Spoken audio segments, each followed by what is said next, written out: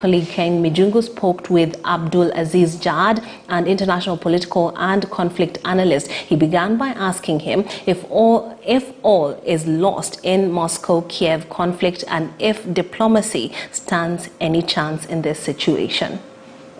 The war has been waged already, and the attack has been waged already. So diplomacy can only stop what has started, but the war has started, and Ukraine is under siege of attack.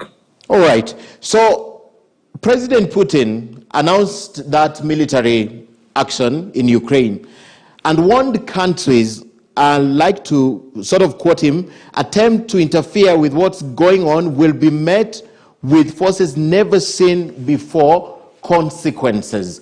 Translate this for us, Jad. First of all, maybe we can see what the interest on both sides.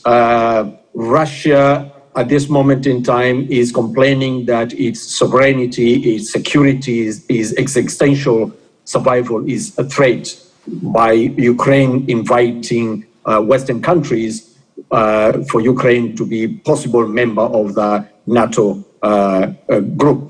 Although NATO Western countries are saying that they are not ready or they are not interested at the moment to invite them, but this is an existential threat for Russia, and Russia is preempting to make sure that Ukraine is not going to join that NATO membership. Okay. Therefore, it has attacked, but Western countries determined to see that they're not going to win, but so far their action was not to defend militarily. They have started differently by imposing sanctions instead of defending or giving support militarily to Ukraine. Okay. Very interesting. What is this about, Jad? Is it about further annexation? We know what happened in 2014, the Crimea annexation, and what happened then. And then there is this recognition of two eastern parts of Ukraine as independent states.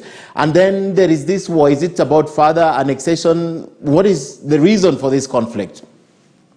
Again, if we look from the Russian perspective, Russia wants to make sure that it creates a buffer between Western-supported member states. And Ukraine was the only remaining buffer between the Western countries or Western-supported countries and Russia. So initially, Russia, what started is to annex the Ukraine, supporting the separatists by supporting in 2014 Crimea, and then this time they started supporting Donetsk and Luhansk to become independent members. These are further creating buffer on them, but it did not end there. They decided to wage a full war, and they're encircling Ukraine on all sides, from north through Belarus, south through Crimea, and so far, Ukraine is outgunned and outnumbered in every aspect.